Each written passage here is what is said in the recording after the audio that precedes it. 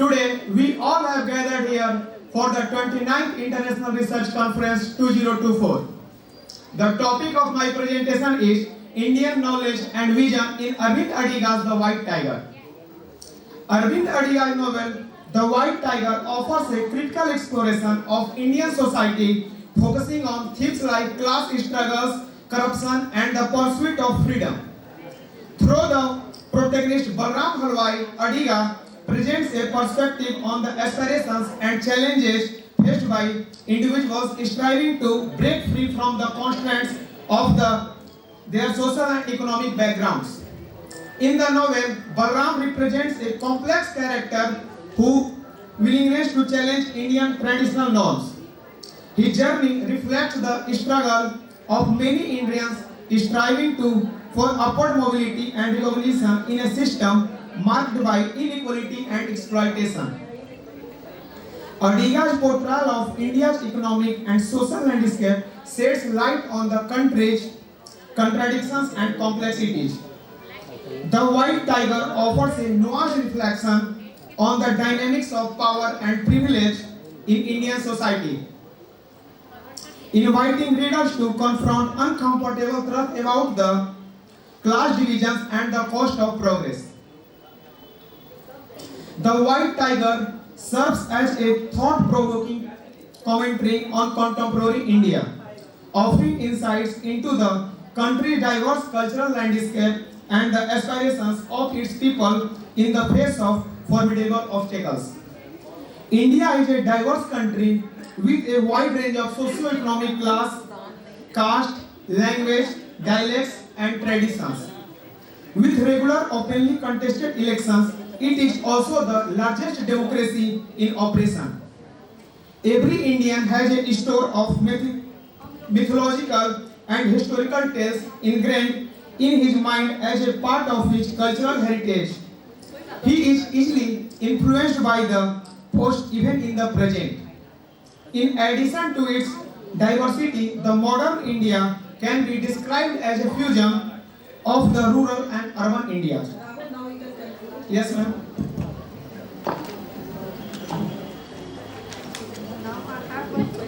With the second strategy, innovation, the myths become less important and the goals of culture, money and social achievement take center stage. The American dream of financial gain and social success can be compared to Halwai's obsession with money. The tools to success lose significance when the cultural aspirations of social success becomes more important. That's all. Is there any question? Yes, I have a question. Yes, ma'am. What is the significance of the title The White Tiger? Ma'am, in the view of Arvind Adiga, the main center, or we can say the protagonist of the Balram Halwai is the main protagonist. Balram Halwai belongs to the very Dalit category, and he views the India in many cultural directions, context, in the comparison of many backgrounds, social background, caste background, religion background, and so on. That's all. Thank you. हमारे विश्वविद्यालय के dean professor नाग sir, हमारी प्रधानाचार्य madam professor Meera कुमारी madam, रेखा ma'am, कुमकुम ma'am, सीमा ma'am, Ranju ma'am और उपस्थित सभी research scholars और हमारे सहयोगी, मैं आप सबका इस द्वितीय दिवस के प्रथम सत्र में स्वागत करती हूँ और अभिनंदन करती हूँ। हमारे महाविद्यालय में भारतीय ज्ञान परंपरा से संबंधित विषय पर 2 दिन का अंतर्राष्ट्रीय सेमिनार हो रहा है और इस दूसरे दिन यह हमारे लिए सुसंयोग है कि हमारे बीच प्रोफेसर जंग बहादुर पांडे सर यहाँ पर उपस्थित हैं। यह हम सब के लिए अत्यंत हर्ष की बात है। सर हिंदी, अंग्रेजी, संस्कृत और भोजपुरी के प्रकांड विद्वान हैं। आप रांची विश्वविद्यालय रांची के पूर्व विभागाध्यक्ष रह चुके हैं। आप जोहान्सबर्ग गुटेनबर्ग विश्वविद्यालय जर्मनी में पूर्व विजिटिंग प्रोफेसर के रूप में भी कई वर्षों तक कार्य कर चुके हैं। सर की अनेक किताबें हिंदी अंग्रेजी में प्रकाशित हैं। आप हमारे महाविद्यालय के साथ पूर्व में भी जुड़े रहे हैं और हमारे अन्य आयोजनों में भी सर की विशेष रूप से भूमिका रही है। बड़े ही सहज और सरल व्यक्तित्व के धनी विद्वान प्रोफेसर जंग बहादुर पांडे सर का जितना भी मैं परिचय दूँ वह निश्चित रूप से कम होगा, लेकिन मुझे यह विश्वास है कि जिस विषय पर हम कल से सुनने की कोशिश कर रहे थे, निश्चय ही आज हमें वो बहुत कुछ मिलने वाला है। अभी के इस व्याख्यान में मैं उम्मीद करती हूँ कि आपकी जो भी जिज्ञासा होगी उन जिज्ञासाओं को आज कुछ तो ज़रूर जल की बूंदें उस पर निश्चय ही पड़ने वाली हैं। तो सर, मैं आपका अभिनंदन करती हूँ, स्वागत करती हूँ कि संबद्ध विषय से संबंधित आप अपने विचार हमारे जो भी शोधार्थी हैं यहाँ पर या फिर जो भी दर्शक हैं आप उनके समक्ष रखें और हम सबका ज्ञानवर्धन करें। प्रोफेसर जंग बहादुर पांडे सर, आपका स्वागत है।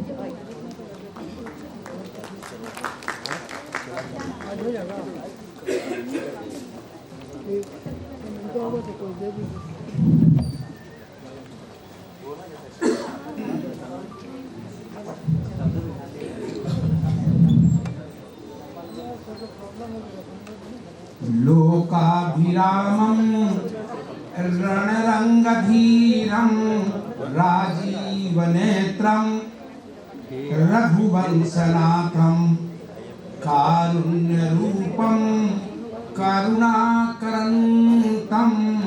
श्रीरामचन्द्रं शरणं प्रपद्ये। श्रीरामचन्द्रं शरणं प्रपद्ये। कर्पूरगौरं करुणावतारं संसारसारं भुजगेन्द्रहारं सदा वसन्तं हृदयारविन्दे भवं भवानी सहितं नमामि। भवं भवानी सहितं नमामि।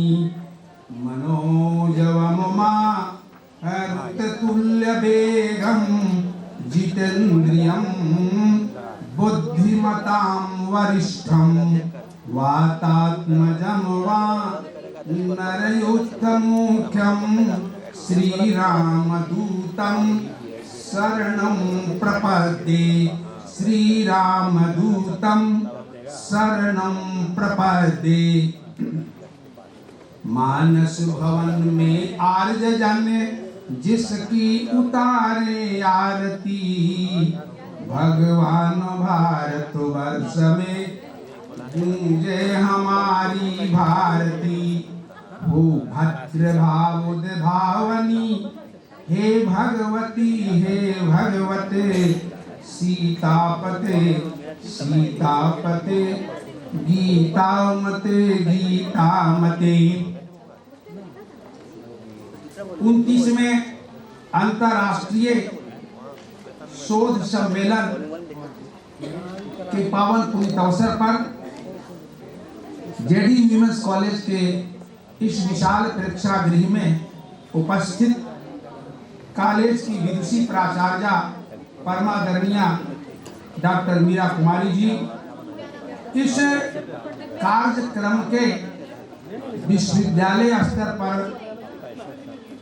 समन्वयक परमादरणीय रसायन शास्त्र के विद्वान डॉक्टर अरविंद कुमार नाग जी, सभागार में उपस्थित हिंदी की विदुषी प्राध्यापिका परमादरणीय डॉक्टर रेखा मिश्रा जी, सभागार में उपस्थित दर्शन शास्त्र की निष्णात विदुषी परमादरणीय डॉक्टर वीना अमृत जी, इतिहास की सुप्रसिद्ध विदुषी परमादरणीय डॉक्टर कुमकुम कुमारी जी, आंग्ल भाषा की विदुषी प्राध्यापिका डॉक्टर सीमा जी और डॉक्टर रंजू जी, गृह विज्ञान की विदुषी शिक्षिका परमादरणीय डॉक्टर विजय लक्ष्मी जी और दर्शन शास्त्र की डॉक्टर हीना जी, हिंदी की नवोदित शिक्षिका डॉक्टर स्मृति आनंद जी और इस विशाल प्रेक्षागृह में उपस्थित आप सभी शोधप्रज्ञ छात्र छात्राओं, मेरे लिए सौभाग्य का संदर्भ है कि मैं आज इस अंतर्राष्ट्रीय शोध सम्मेलन का हिस्सा बन सका, जिसका विषय है भारतीय ज्ञान परंपरा, राष्ट्रीय विकास और विश्व शांति एवं सौहार्द। मित्रों, इस पावन पुनीत अवसर पर आकर के मैं प्रसन्नता का अनुभव कर रहा हूँ। नीति कहती है, भारतीय ज्ञान परंपरा कहती है कि संसार में 5 ऐसी जगहें हैं जहाँ से निमंत्रण भी मिले तो नहीं जाना चाहिए, और चले गए तो वहाँ नहीं रहना चाहिए, और गलती से अगर रह गए तो किसी से नहीं कहना चाहिए।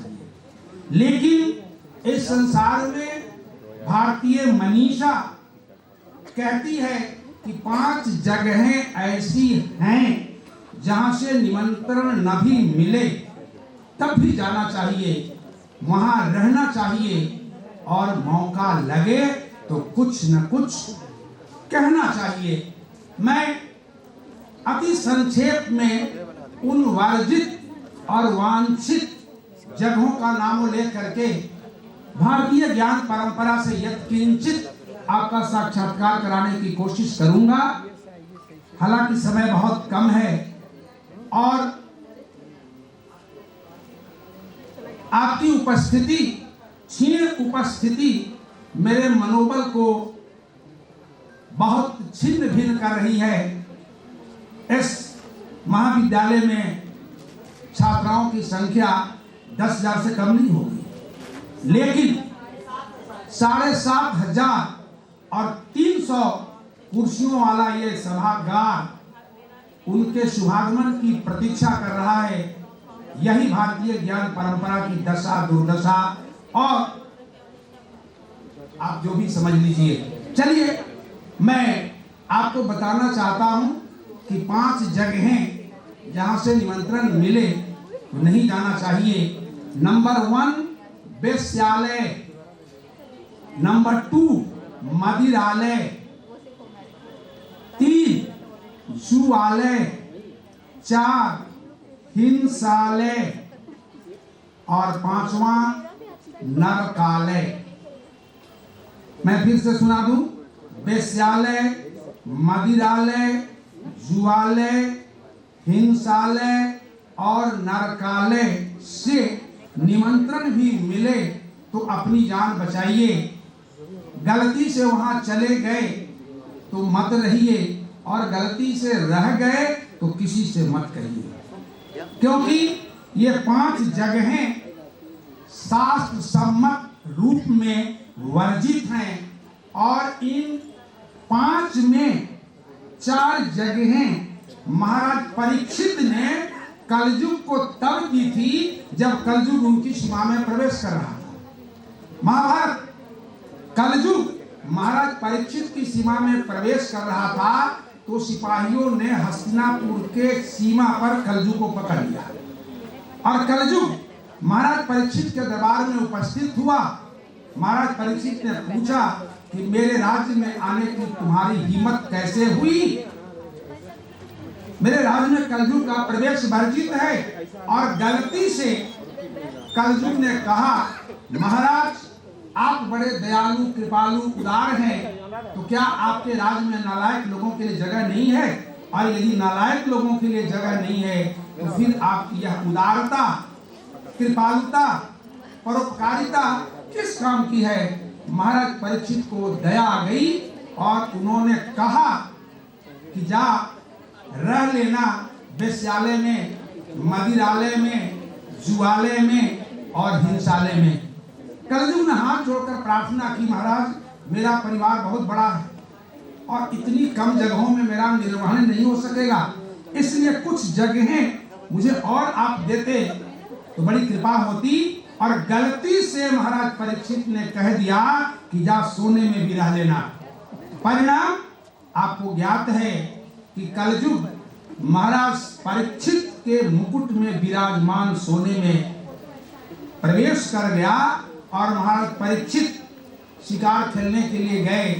प्यास लगी, समी ऋषि के आश्रम में पहुंचे, जलन देही की याचना की। ध्यान मग्न मुनि महाराज परीक्षित की आवाज सुन नहीं सके और क्रोधावेशित होकर के परीक्षित ने महाराज समी के गले में मरे हुए सर्प को डाल दिया।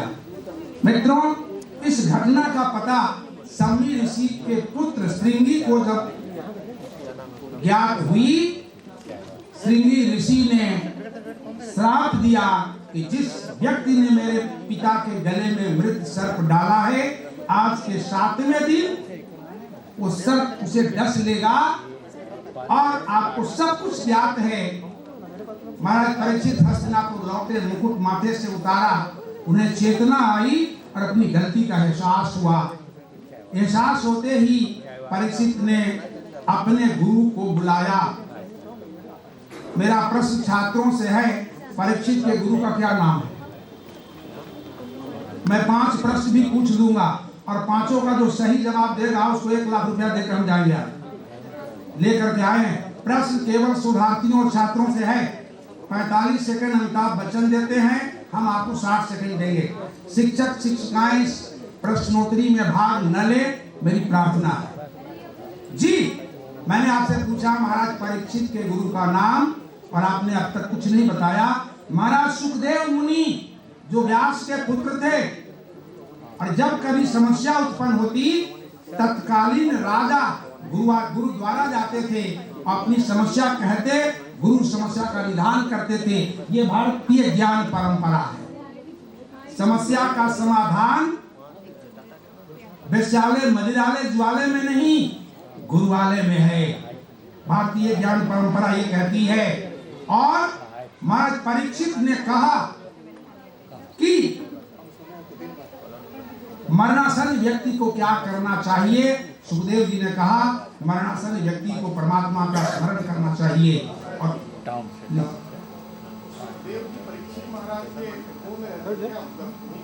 जी जी बैठिए गुरु। इसलिए मित्रों,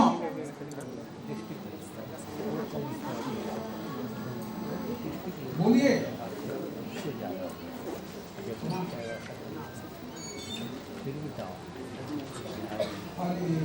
3 घंटा। Okay, no problem, no problem. मित्रों, इसीलिए मैंने 5 जगहों का निषेध किया, लेकिन 5 जगहें ऐसी हैं जहां बिना बुलाए जाना चाहिए, रहना चाहिए और मौका लगे तो कुछ न कुछ कहना चाहिए। उनमें पहला स्थान विद्यालय, पहला स्थान। और विद्यालय का विकसित रूप क्या होगा बेटा? जल्दी बोलो। विद्यालय का विकसित रूप महाविद्यालय, जहां बैठे हैं। हाँ सर, प्रॉब्लम आइए। ओके, विद्यालय 1, पुस्तकालय 2, अनाथालय 3, गुरुवालय 4, गुरुवालय, शिक्षकालय। बिना बुलाए जाइए, रहिए, पूछिए और कहिए कि गुरुद्वारा गए हुए थे। और अंतिम बताइए, स्वर्गालय, क्योंकि वहां नरकालय है, वो जगह जहां बिना बुलाए के लिए लंबी लाइन लगी रहती है।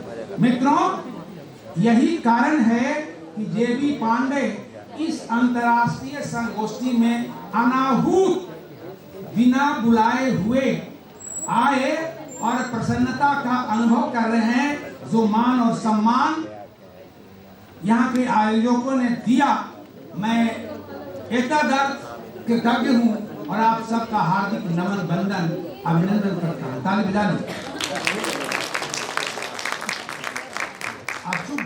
ये भारतीय ज्ञान परंपरा है, इंडियन नॉलेज ट्रेडिशन की बात हो रही है।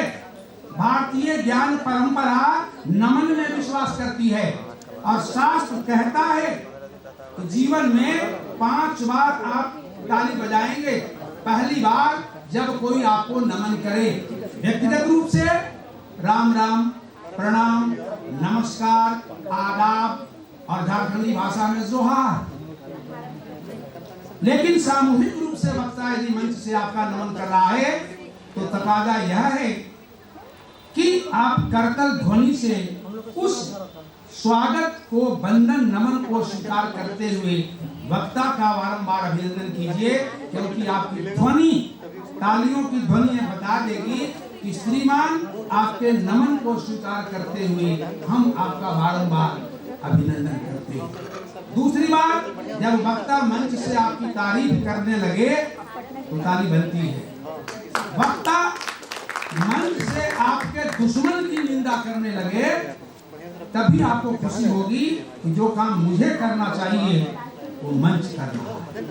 और चौथी बार, ताली तब बनती है जब वक्ता आपके दिलो दिमाग में उतरने लगे, वक्ता की बात आपके मन को छूने लगे तो बताइए, और बताने का तरीका आपकी करतल ध्वनि है। और 5वीं बार जोर से ताली बजाइए जब आप वक्ता को सुनना नहीं चाहते हो। समझदार वक्ता होगा, देखिए कुछ लोग बजा रहे हैं, अपने अकल का परिचय दे रहे हैं। ये भारतीय ज्ञान परंपरा की बात कर रहा हूं मित्रों, जिसके लिए आप यहाँ आए हुए हैं। और कल से ये परंपरा शुरू हुई। मैं थावे विद्यापीठ गोपालगंज जाने के रास्ते में हूँ और कल पटना पहुंचा। आज प्रातः काल समाचार पत्र देखा और यह पढ़ करके मेरा दिल गार्डन गार्डन हो गया, जिसको कहते हैं बाग बाग, कि जेडी वीमेंस कॉलेज में ज्ञान परंपरा पर 2 दिवसीय संगोष्ठी हो रही है। मैं अपने को रोक नहीं सका और अनायास आकर के समय से पहुंच गया। आने पर बंधुवर ए.के. नाग साहब से मुलाकात हुई, रेखा जी से मुलाकात हुई, बहुत सारे परिचित अपरिचित मिले। उन्हें आश्चर्य भी हुआ कि पांडे जी बिना बुलाए यहाँ उपस्थित हैं, माजरा क्या है। मैंने कहा कि मैं गोपालगंज के रास्ते में हूँ, लेकिन भारतीय ज्ञान परंपरा से जोड़ने के लिए आ गया हूँ, क्योंकि ये वो जगह है जहाँ आने के लिए किसी निमंत्रण की जरूरत नहीं है। मैं विद्यार्थियों के लिए बात कह रहा हूँ कि जीवन में जब कहीं आपके कान में पड़े कि ज्ञान की चर्चा हो रही है, संगोष्ठी हो रही है, तो आप अवश्य वहां जाइए और उत्तम श्रोता का परिचय दीजिए, क्योंकि उत्तम वक्ता बनने के लिए उत्तम श्रोता बनना परम आवश्यक है। मैं अति प्रसन्न हूं कि जो भी इस सभागार में उपस्थित हैं वो या तो श्रेष्ठ हैं या मुझसे ज्येष्ठ हैं, और मैं सबका बारंबार पुनः पुनः हार्दिक अभिनंदन, वंदन, नमन।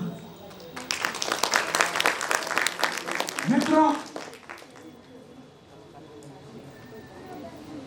भगवान श्री कृष्ण ने गीता में अर्जुन से पूछा कि अर्जुन बताओ इस संसार में सबसे पवित्रतम वस्तु क्या है? What is the purest thing in this world? Lord Krishna asked to Arjuna. यही प्रश्न मैं राष्ट्र के भावी कर्मधारों से भी पूछ रहा हूँ कि अगर आपसे किसी साक्षात्कार में यह पूछा जाए कि संसार में सबसे पवित्रतम वस्तु क्या है, What will be your answer? Yes? Yes, ताली बजाइए। Knowledge, knowledge, knowledge। अर्जुन ने कहा प्रेम, सहिष्णुता, परोपकार, उदारता और न जाने क्या क्या नाम लिया। भगवान श्री कृष्ण ने कहा, अर्जुन कह तो तुम ठीक ही रहे हो, लेकिन ये पवित्रतम नहीं है, बल्कि इससे भी बड़ी पवित्रतम वस्तु है। और गीता के गीता के 4थे अध्याय के 38वें श्लोक में भगवान श्री कृष्ण संस्कृत के आचार्य बैठे हुए हैं, डॉक्टर अशोक बाबू, संपूर्ण गीता इनको कंठाग्र है और गीता लेकर ही मैं चलता हूँ। मेरे हाथ में गीता है, 24 घंटा 700 श्लोक हैं, 350 श्लोकों पर कब्जा अभी तक किया है। शेष 350 श्लोक मेरे कब्जे में नहीं है, लेकिन हो जाएंगे, क्योंकि कोशिश करने वालों की हार भारतीय ज्ञान परंपरा है। मित्रों, भगवान श्री कृष्ण ने अर्जुन से पूछा, अर्जुन ने जो उत्तर दिया भगवान श्री कृष्ण संतुष्ट नहीं हुए और तब अर्जुन को प्रबोधते हुए भगवान श्री कृष्ण ने कहा, नाथ साहब आप दस्तखत बाद में कीजिएगा। अर्जुन को प्रबोधते हुए कहा, 4th अध्याय 38वां श्लोक, नहीं ज्ञानेन सदृशं पवित्रम इह विद्यते तत् स्वयं योग संसिद्धि कालेनात्मनि भिन्नति।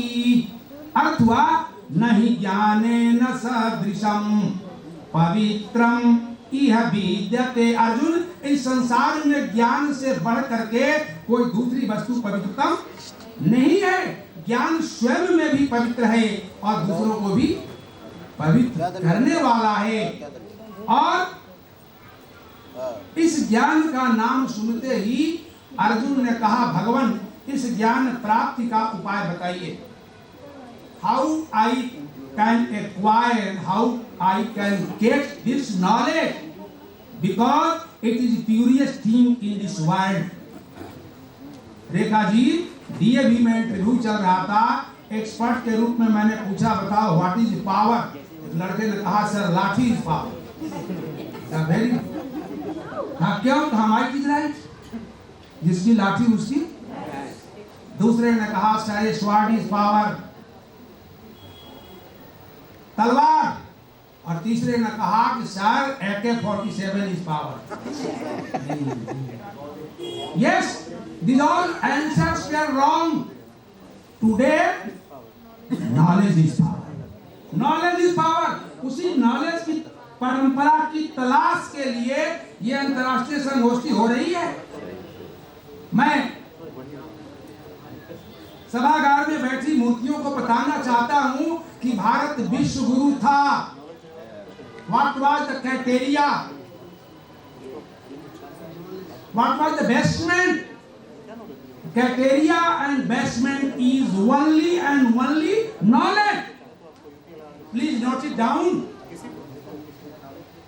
हिंदी के कवि ने लिखा कि तीन सजावत देश को सती संत सूर, तीन लजावत देश को अरे कपटी कायरपुर। भारत विश्व गुरु था सतियों के कारण, भारत विश्व गुरु था संतों के कारण, भारत विश्व गुरु था सूरवीरों के कारण। इसलिए भारत की धरती संतों, सतियों और सूरवीरों की है और संतों के रूप में ज्ञान का योग है। इसलिए भारत विश्व गुरु था। ये तीन ही आधार थे। ज्ञान के बदौलत आज विश्व गुरु के पद से वंचित हुआ। वर्तमान माननीय प्रधानमंत्री और वर्तमान सरकारें भारत को विश्व गुरु बनाने के लिए आकुल और व्याकुल हैं। और आप भारत को विश्व गुरु बनाने के लिए शिक्षा का सम्यक प्रसार, ज्ञान का सम्यक प्रसार अपेक्षित है, क्योंकि भारत इसी आधार पर विश्व गुरु था, ज्ञान के आधार पर। और इस ज्ञान का विधिवत सिस्टमैटिक जो नॉलेज है उसका नाम विज्ञान है। इसलिए ज्ञान और विज्ञान, आध्यात्मिक जो नॉलेज है वो ज्ञान है, और उसमें सिस्टमेटिक जो भौतिक ज्ञान है वो विज्ञान है। इसलिए ज्ञान प्लस विज्ञान इक्वल टू विश्वगुरु। भारत की परंपरा ज्ञान की परंपरा थी। ये देश कृषि प्रधान के साथ साथ ऋषि प्रधान रहा है मित्रों, इसलिए विश्वगुरु था। और शिक्षा तब शिक्षालयों महाविद्यालयों में नहीं दी जाती थी, आश्रमों में दी जाती थी, और आश्रमों में पढ़े हुए विद्यार्थी प्रकांड विद्वान होते थे। ज्ञान परंपरा के लिए समय चूंकि बहुत कम है, मैं आपको बता दूं, पंचतंत्र संस्कृत वाङ्मय की छोटी सी पुस्तिका है, अशोक जी जानते हैं। पंचतंत्र के लेखक कौन है? आपसे थोड़ी पूछ रहे हैं। यस, विष्णु शर्मा। और पंचतंत्र की रचना का उद्देश्य क्या था पता है? पंचतंत्र की रचना महिला रूपनगर के राजा अमर शक्ति सिंह के 3 नालायक पुत्रों उग्र शक्ति, प्रचंड शक्ति और बहुशक्ति को लायक बनाने के लिए की गई थी। क्योंकि अमर शक्ति सिंह ने यह घोषणा की थी कि जो व्यक्ति हमारे तीनों पुत्रों को लायक बना देगा, पढ़ा देगा, ज्ञान से परिचय करा देगा, उसे हम आधा राजपाट देंगे। और अनेक आचार्य आए, उन 3 नालायकों को पढ़ा नहीं सके और जेल की हवा खाने लगे। उन्हीं के राज्य के वयोवृद्ध 80 वर्षीय विष्णु शर्मा के कानों में बात गई कि महाराज पुत्रों की शिक्षा के लिए आधा राजपाट देने के लिए तैयार हैं, और लालच में पंडित जेल की हवा खा रहे हैं, नहीं पढ़ा सके। मित्रों, विष्णु शर्मा दरबार में गए और उन्होंने कहा कि महाराज आपके राज्य का नागरिक होने के कारण राजपुत्रों को लायक बनाना मेरा भी कर्तव्य है। कहा कि मैं आधा राजपाट दे दूंगा। विष्णु शर्मा ने कहा मुझे आधा राजपाट की जरूरत नहीं है, मैं 80 वर्ष का हो गया हूं, एक पैर कब्र पर है, लेकिन जब तक जिंदा रहूंगा शिक्षा का प्रचार और प्रसार करते रहूंगा। मित्रों, कहा कि आप राजपुत्रों को पढ़ाएं। विष्णु शर्मा ने शर्त रखी कि इन्हें आश्रम में भेजें, राजमहल में पढ़ने वाले नहीं है। और राजा ने उन 3 नालायकों को आश्रम में भेजा, और पहले दिन ही विष्णु शर्मा ने कहा कि तुम लोग मेरे आश्रम में आए हो, हम तुम्हें पढ़ाना नहीं चाहते। लड़कों ने उनके चरण स्पर्श किए, कहा गुरुजी हम भी यही चाहते हैं, पढ़ना नहीं चाहते हैं। पिताजी प्रतिज्ञा की है कि पढ़ा देंगे, ऐसा तो गुरु मिला ही नहीं। मैं सच कह रहा हूं, लिखी हुई बात कह रहा हूं, क्योंकि आपके दरबार में खड़ा हूं। कहा कि मैं बिल्कुल नहीं पढ़ाऊंगा। कहा गुरुजी बस हम यही चाहते हैं कि हम पढ़े नहीं। चरण स्पर्श किया, कहा कि खेलने में तुम्हारा मन लगता है? कहा जी। तो कहा आश्रम में जो गायें हैं, मोर हैं, पशु पक्षी हैं, जरा जाकर के देखो और गिन करके बताओ उनकी संख्या क्या है। तीनों गए नालायक, किसी ने मोर, किसी ने हिरण, किसी ने गाय की संख्या गिनती की, आकर के बताया। क्या आज का काम खत्म हो गया? कहा तुम क्या चाहते हो? बोले हम कथा कहानी सुनना चाहते हैं। अब विष्णु शर्मा ने कथा शुरू कर दी, दमनक, पिंगलक और अंतिम कथा अपरिचित कार्यक्रम। 5 तंत्र हैं, मित्र भेद है, मित्र लाभ है, काको लुकीय है, अपरिचित कारक है, और जी सूर्य भेद वही मित्र भेद और मित्र लाभ। ये 5 हिस्सों में समय नहीं है कि मैं सब कुछ करूं, लेकिन विष्णु शर्मा ने 6 महीने में उन तीनों नालायकों को ज्ञान परंपरा से संतुष्ट कर दिया, बता दिया। मित्र भेद, हाउ टू डिवाइड, राजपुत्र थे, मित्र लाभ, हाउ टू मेक फ्रेंडशिप, सारी कहानियों के माध्यम से। तो भारत की जो ज्ञान परंपरा है वो बहुत ही पुरानी, प्राचीन और सुदृढ़ है। हमारे ऋषि मुनियों को तत्वदृष्टा कहा गया है। उन्होंने आत्म साक्षात्कार से जिस सत्य की अनुभूति की, उसी की वाणी की जो वेदों में अंकित है। इसलिए वेद को कहते हैं ज्ञान के प्रतीक, वेद, शास्त्र, 4 वेद, 6 शास्त्र, 18 पुराण, 18 उपपुराण और फिर रामायण महाभारत, तमाम जो पुस्तकें हैं वो ज्ञान परंपरा की ही समवाहिका हैं। इसलिए भारत की जो ज्ञान परंपरा है, इस ज्ञान परंपरा का वैशिष्ट राष्ट्रीय एकता भी है, राष्ट्र का विकास भी है। क्योंकि मनुष्य की, अरस्तु ने कहा था, 4 मौलिक आवश्यकताएं हैं: भोजन, वस्त्र, आवास और शिक्षा। भले ही नामोल्लेख के क्रम में शिक्षा चौथे स्थान पर हो, लेकिन महत्व और गुणवत्ता की दृष्टि से शिक्षा पहले स्थान की अधिकारी है। इसलिए किसी भी व्यक्ति का, समाज का, राष्ट्र का विकास तभी संभव होगा जब वो शिक्षित होगा, जब ज्ञान परंपरा से युक्त होगा। इसलिए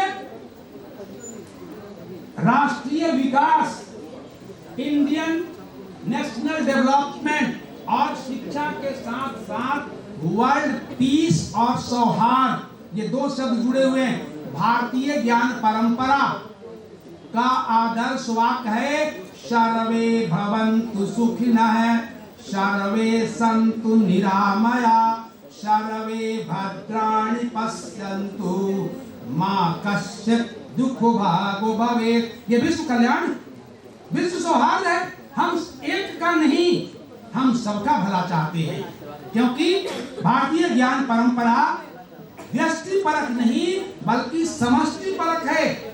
इसीलिए हमारे शास्त्रकारों ने कहा चाणक्य नीति में, रेखा जी, कि अयम नीजः परो वेति गणना लघु चेतसाम, उदार चरिता नाम तु वसुधैव कुटुंबकम। यही तो विश्व बंधुत्व है। अयम नीजः परो वेति, या अपना है और या दूसरे का है। गणना लघु चेतसाम, इसकी गणना छोटे हृदय वाले करते हैं, अविवेकी करते हैं। लेकिन उदार चरिता नाम तु, जिनका हृदय उदार है, उनके लिए ये संपूर्ण वसुधा ही कुटुंबकम, परिवार है। ये चेतना, ये भारतीय ज्ञान परंपरा की सबसे महत्व उपलब्धि है। इसलिए भारतीय ज्ञान परंपरा विश्व में समादृत है, इसका कोई जोड़ नहीं है। हम स्व के लिए नहीं, पर के लिए जीते हैं। और जब पर के लिए जीते हैं, मतलब दूसरों के लिए जीते हैं, दूसरों की भलाई के लिए जीते हैं, तब व्यष्टि की चेतना समाविष्ट होती है। इसलिए भारतीय ज्ञान परंपरा संपूर्ण विश्व में, विदेशों में, आप कहते हैं, मैं एक उदाहरण आपको दे रहा हूं। 2 सिस्टम है, एक इंडियन सिस्टम है और एक वेस्टर्न सिस्टम है। कहते हैं कि होटल में चलो भोजन के लिए, बोले खिलाएगा कौन? वेस्टर्न सिस्टम है कि तुम खिलाओ और हम खाएं। इंडियन सिस्टम है क्या? हम खिलाएं और आप खाएं। इसमें हमें तृप्ति है, इसमें हमें आनंद है। इसलिए भारतीय परंपरा नारी का सम्मान करती है। नारी को इसीलिए कहते हैं यत्र पूज्यन्ते, नारी के संदर्भ में यत्र नार्यास्तु पूजयन्ते रमन्ते तत्र देवता। जहाँ नारियों की पूजा होती है वहाँ देवता वास करते हैं। भारतीय परंपरा, विदेशों में यह परंपरा आपको दिखाई नहीं पड़ेगी। इसलिए नाग साहब, मैं जर्मनी में विजिटिंग प्रोफेसर के लिए गया हुआ था और वहाँ इंडियन कल्चर एंड सिविलाइजेशन पर मुझे 1 घंटे का स्पीच देना था। मैं बड़ा पेशो पेश में पड़ा कि मैं क्या कहूँ क्या नहीं कहूँ, लेकिन तमाम संदर्भों को लेते हुए मैंने कहा कि honourable guests, delegates and all the respectable audience, I am in great trouble because because I cannot speak German and you cannot understand Hindi. That's why I would like to express my all the feeling and thought through English medium. और वहाँ मैंने कहा कि there are 6 important things in this world and number 1 is Indian women's. इतनी ताली बजी, हर ताली बज नहीं रही। मैंने वहाँ पर कहा था Indian women, there is no substitute of Indian women. Once married, ever married. In Western country, in Germany, women's is till money is in your pocket. In India, you cannot imagine. If you are happy, she is your wife. If you are in trouble, she is your wife. क्योंकि ये जन्म जन्मांतर का संबंध है। भारतीय दर्शन, भारतीय मनीषा नारी का सम्मान करती है। इंडियन कल्चर का रेस्पेक्ट टू एल्डर्स, भारतीय ज्ञान परंपरा भी है। बड़ों का सम्मान, बड़ों का आदर, ये भारतीय ज्ञान परंपरा है। हम कहते हैं अतिथि देवो भव, पुत्र देवो भव, आचार्य देवो भव, मातृ देवो भव, पितृ देवो भव। तमाम विदेशों में ये नहीं है। मैंने देखा कि teacher is teacher till he is in class, outside teacher he is your friend. Together sit, together drink, together dance, together do anything.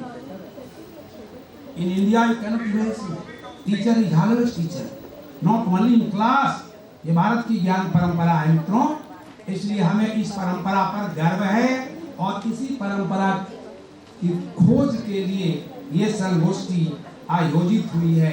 भारतीय ज्ञान परंपरा अतिथि का, देवता का, मनुष्य का, व्यक्ति का, समाज का सम्मान करती है।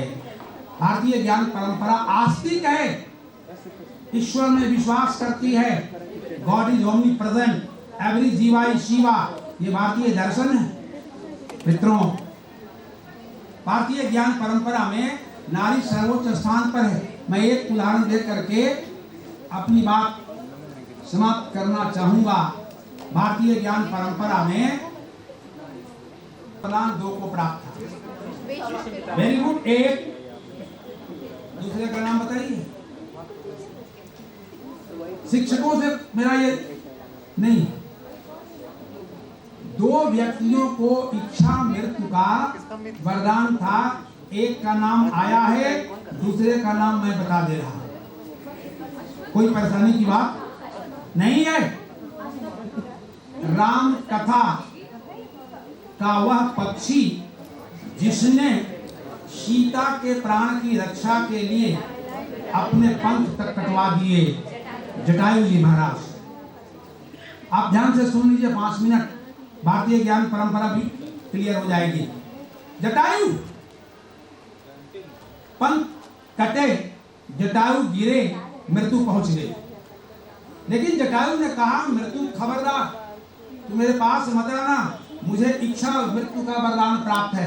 मैं तब तक जिंदा रहना चाहता हूं जब तक सीता की चोरी का पता प्रभु श्री राम को न बता दूं। बताने के बाद तुम मुझे ले जाना, मुझे कोई आपत्ति नहीं है। और जब सीता के वियोग में प्रभु श्री राम रोते बिलखते जंगल में भटकते हुए जटायु के पास पहुंचे, तो जटायु के मुखारबिंद से राम राम ध्वनि को सुन करके उन्हें परम आश्चर्य हुआ। इस घनघोर जंगल में कौन वह प्राणी है जो मेरे नाम का उल्लेख कर रहा है। और जब करीब गए तो देखे जटायु महाराज पंख विहीन, रक्त से लथपथ पड़े और राम नाम का जाप कर रहे हैं। प्रभु श्री राम ने जटायु को अपने गोद में ले लिया और पूछा कि तब कह गिद्ध बचन धरि धीरा, तब कह गिद्ध बचन धरि धीरा, असुनहु राम भव भंजन भीरा। गिद्ध ने क्या कहा कि नाथ दशानन यह गति किन्ही, अत्यहि खल जनक सुता हरि लिन्ही। महाराज ये दुर्दशा रावण ने की है, दशानन ने, और वही जनक नंदिनी सीता वही ले गया है। नाथ दशानन यह गति किन्ही, तेहि खल जनक सुता हरि लिन्ही। प्रभु श्री राम को दया आ गई, उनकी आंखों में आंसू आ गए और प्रभु श्री राम ने कहा कि जल भरी नैन कहहि रघुराई, तात कर्म ते निज गति पाई।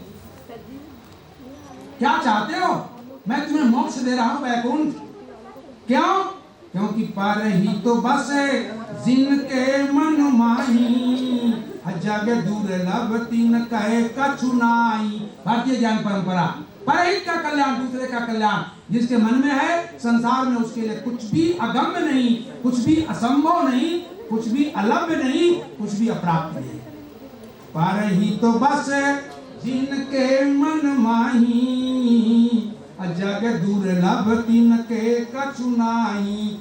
तो तनु तजि तात जाहु मम धामा, देहु काहु मैं पूरन कामा। प्रभु श्री राम ने गिद्धराज जटायु को मोक्ष प्रदान किया और प्रभु श्री राम आंखों से झरझर आंसू बह रहे थे और गिद्ध प्रसन्न, जलवायु महाराज प्रसन्न थे, क्योंकि मरने के वक्त केवल राम का नाम ही नहीं बल्कि प्रभु श्री राम की गोद जटायु को नसीब हुई थी, क्योंकि जटायु ने एक नारी के सम्मान के लिए अपने प्राणों की आहुति दी थी। ये भारतीय ज्ञान परंपरा है। और दूसरी तरफ आप याद कर लीजिए, मैं 5 मिनट और आपका समय आबाद या बर्बाद जो समझ लीजिए। ताली तो बजाइए कि बोले कि नहीं, मतलब बोले। आपका मौन मुझे विचलित करता है। मित्रों, भीष्म पितामह कुरुक्षेत्र के मैदान में बाणों की सैया पर एक दिन नहीं 6 माह तक पड़े रहे, कराहते रहे, रोते रहे, मृत्यु पास में खड़ी रही, क्योंकि महाभारत का अंतिम परिणाम भीष्म पितामह देखना चाहते थे। और जब महाभारत समाप्त हुआ, श्री कृष्ण भीष्म पितामह के पास गए और भीष्म पितामह रो रहे थे और कृष्ण हंस रहे थे। उन्हें बाणों की सैया मिली। जानते हैं क्यों? इसका कारण यह है कि भीष्म पितामह ने नारी का सम्मान नहीं किया। दुर्योधन की राज्यसभा में द्रौपदी की चीर खींची जा रही थी और भीष्म पितामह अपनी आंखों से देख रहे थे। एक बार भीष्म पितामह गरजते तो दुर्योधन की औकात नहीं थी कि द्रौपदी के चीर तक उसके हाथ जाते, लेकिन भीष्म पितामह ने अपने कर्तव्य का पालन नहीं किया। परिणाम, उन्हें बाणों की सैया मिली। बाणों की सैया मिली। ये वही भीष्म पितामह थे जिन्होंने काशी नरेश की 3 कुंवारी कन्याओं को अपने अनुज के विवाह के लिए हर लिया था। पुरुषार्थ पास था उनके, लेकिन भीष्म पितामह ने अपने पुरुषार्थ का परिचय नहीं दिया। नारी के सम्मान में अपने धनुष बाण नहीं उठाए, बल्कि सर झुकाकर बैठे रहे। तो नारी के को सम्मान नहीं देने के कारण भीष्म पितामह को बाणों की सैया मिली और पक्षी राज जटायु को नारी के सम्मान के लिए अपने प्राणों की आहुति देने के कारण प्रभु श्री राम की गोद मिली वैकुंठ। मित्रों, बातें बहुत हैं, समय इजाजत नहीं देता मैं आगे कुछ कहूं। मैं प्राचार्य महोदय को सम्मानित करना चाहता था, लेकिन लगता है कि व्यस्तता के कारण वो कहीं निकल गए, मेरी आंखों के सामने ही निकल गए और मैं देखते रह गया। गलत बोल गया था।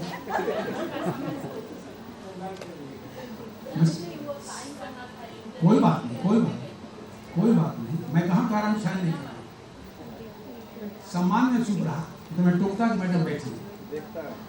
भारतीय ज्ञान परंपरा। मित्रों, जो पीढ़ी अपने अतीत का याद नहीं करती, अपने ज्ञान पूर्वापर को नहीं ख्याल करती, उसका भविष्य उज्जवल नहीं होता है।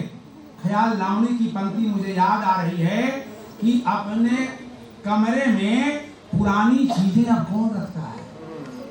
अपने कमरे में पुरानी चीजें अब कौन रखता है? छत पर परिंदों के लिए पानी कौन रखता है? एक आप हैं जो संजोए हैं पुरानी विरासत को, वरना बुजुर्गों की निशानी कौन रखता है? मैं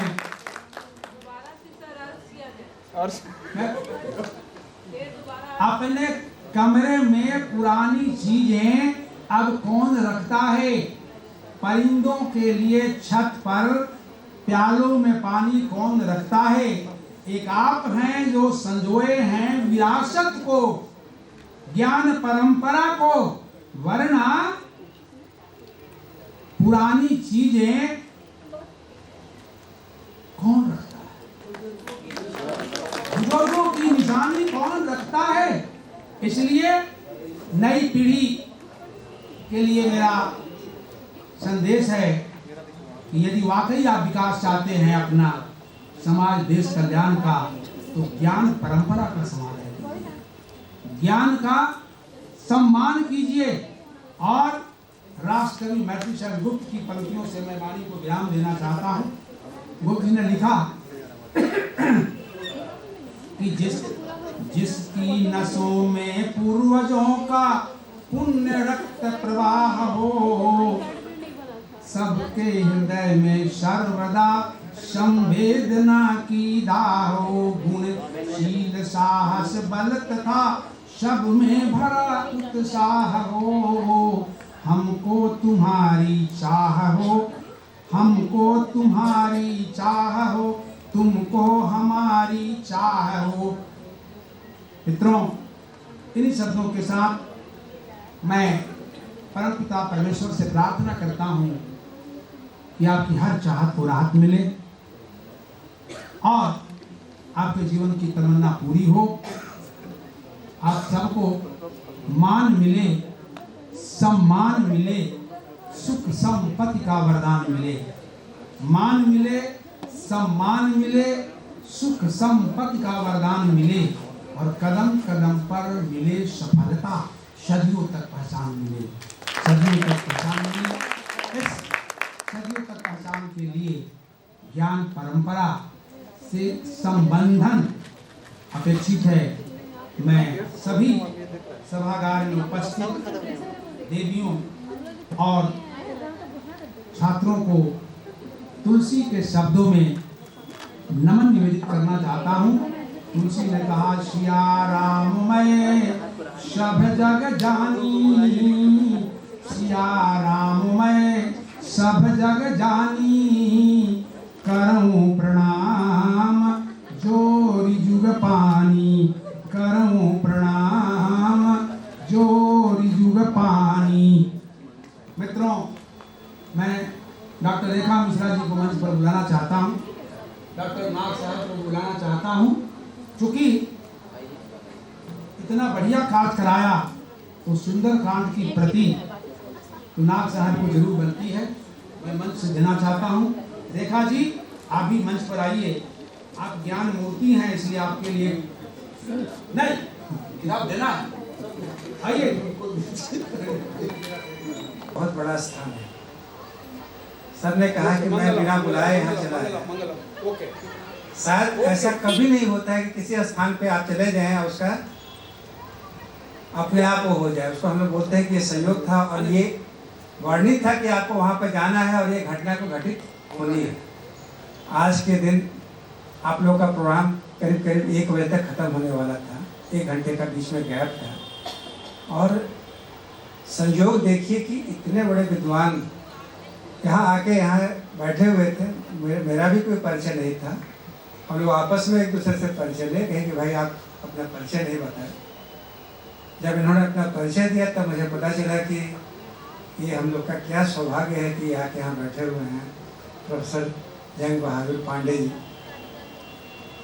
और जब बात होने लगी तो हम लोग परत दर परत शायद कभी मिले भी होंगे, पहचाने नहीं होंगे वहाँ पे, क्योंकि चेहरा इतना जाना पहचाना लग रहा था। और ये अक्सर होता है कि जिससे अगर आपकी पहचान होनी है, जो जिससे आपकी प्रगाढ़ता होनी है, उस व्यक्ति को पहले बार देखते हुए लगेगा कि पता नहीं कब से वो जानते हैं। तो ये भी एक संयोग की बात है और इतना ज्ञानपूर्ण बात है। सच कहे मैं भी आप ही लोग के साथ आता हूँ। बहुत सारी ऐसी बातें थी जो कि आज आपने जिक्र किया, हम लोग जाने कि हम लोग अपने पुराने ज्ञान परंपरा से कितने रिच, कितने मजबूत हैं। अभी जस्ट एक लाइन हम ये भी बोलेंगे कि जब सर बोल रहे थे कि भारत में नारियों का बहुत उच्च सम्मान है, स्थान है, सम्मान दिया जाता है, तो हमारे बगल में एक कमेंट है कि बेकार है, ये सब दूसरे जगह होता है, हमारे यहाँ तो नहीं होता है। हमने कहा कि अब नहीं, हमने कहा कि पता नहीं, अब मैंने बहस नहीं किया। हमने यही कहा कि कम से कम इतना तो जरूर हम लोग इस परंपरा को चला रहे हैं कि नारियों का स्थान सर्वश्रेष्ठ है। माता हो, बहन हो, साथ में काम करने वाली कोई सहयोगी हो, और कोई भी हमारा रिचुअल बिना नारी का पूरा नहीं होता है। और संबंध जो सर ने कहा, हमारे यहाँ कोई ये सब विवाह जब एक बार जुड़ा तो फिर वो जिंदगी भर 7 जन्मों का साथ होता है। इस जन्म की तो बात छोड़ दीजिए, वहाँ पे विच्छेद कहीं नहीं होता। रह गई बात की नारी का स्थान, तो हमें नहीं लगता है कि कोई अगर उजड़ परिवार भी होगा तो वहाँ पे नारी का नहीं चलता होगा। बड़ा से बड़ा डिसीजन बाहर लोग ले लेते हैं ड्राइंग रूम में बैठ के परिवार के लिए, भविष्य के लिए, लेकिन फाइनल डिसीजन जब तक वो घर के अंदर से फाइनल होके नहीं आएगा तब तक नहीं होगा। कोई पूजा पाठ अनुष्ठान नहीं पूरा होगा जब तक कि साथ में लोग नहीं रहेंगे। तो कम से कम इस भाव को हटाइए। और आपका जो त्याग है, देखिए हम लोग वेस्टर्न सोसाइटी का ह्यूमन रेवलेशन वो दूसरी बात है, वहाँ पे वाकई में नारियों को वो मान सम्मान और शक्ति नहीं दी गई थी, लेकिन हमारी परंपरा में तो शुरू से ही कभी नारी को कभी नीचे देखा ही नहीं गया है। पता नहीं कहाँ से जब वेस्टर्न लोग आए और दिमाग में डालते चले गए, तुम तो कोई काम, तुम्हारा तो क्या स्थान है, नहीं तो पति के लिए काम करती हो, तुम बेटा के लिए काम करती हो, तुम ये भावना जब अगर बात देखें तो इतना त्याग है। अगर कोई भी औरत घर में खाना बनाती है अपने बच्चे के लिए तो उसमें उसकी ममता होती है। अगर वो पति के लिए खाना बना रही है तो उसमें गुलामी नहीं है, बल्कि उसका प्यार है, उसका प्रेम है। तो ये कहना कि आप गुलामी कर रहे हो, तब कहो कि तुमको भारतीय परंपरा का ज्ञान नहीं है। इसमें मेरा सबसे बड़ा प्रेम है। अगर कोई घर में कह लेता है कि बड़ा स्वादिष्ट खीर बना हुआ है, वो पूरा का पूरा ला कर रख देती है, उसको कुछ नहीं बचेगा। रोटी अगर वो पूरा का पूरा ला के दे देगी, खा लो पहले सब कोई, जो भी खाने वाले हो, वो ये नहीं कहेगी कि नहीं अब खत्म होने जा रहा है, तुम्हारा शेयर खत्म हुआ, अब मेरा बचा हुआ शेयर है, कभी नहीं होगा। उसको जब भूखे रहना पड़ेगा तो उसमें उसका त्याग है, उसको मन तृप्त हो जाएगा कि आज लोग संतुष्ट होकर खा के गए हैं। इस त्याग को इस तरह से देखना कि तुम गुलाम हो, पता नहीं कहाँ से बातें आएगी दिमाग में, कभी नहीं होनी चाहिए। आपका स्थान, नारियों का स्थान सदैव से हमारी भारतीय परंपरा में रहा है, आज भी मेंटेन है। हाँ, थोड़ा बहुत कुछ वेस्टर्न इफेक्ट पड़ा है, उसका असर है। सर आपके साथ इतना अच्छा समय बीता, आधे घंटे का इसमें, और कुछ लोग की आपकी बातचीत हुई, यही सौभाग्य रहा कि हम लोग आपको सुने। और अब तो खैर ये कड़ी हम लोग आगे मेंटेन करेंगे, आपसे संपर्क बन गया है। और सर अभी सेंट्रल यूनिवर्सिटी ऑफ उड़ीसा में ये विजिटिंग प्रोफेसर भी हैं, और जैसा आपने सुना कि रांची यूनिवर्सिटी से रिटायर किए। हाँ, इसीलिए मुझे पहले तो लगा कि कहीं के नेताजी हैं, ऐसा वेशभूषा, तो थोड़ा नेताजी लोग से मैं दूर बैठता हूँ। पता नहीं क्यों मैंने इस तरह से, मैंने ऐसे छात्र संघ, शिक्षक संघ से, छात्र संघ से नेतागिरी हमने की है, लेकिन ये जो प्रोफेशनल लेने लगा और फिर लगा कि इससे ज़्यादा नज़दीकी नहीं होती। सर आपका आभार। सर हाँ सर, आपका पहले आभार हम लोग व्यक्त करते हैं कि आपने अपना बहुमूल्य समय दिया। और अशोक जी, हम आपको आप लोग भी आइए।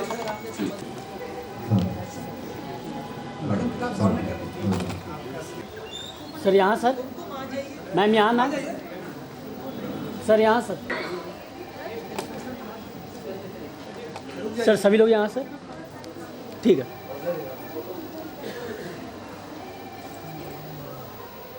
ले लो। एक और सर, ठीक है सर।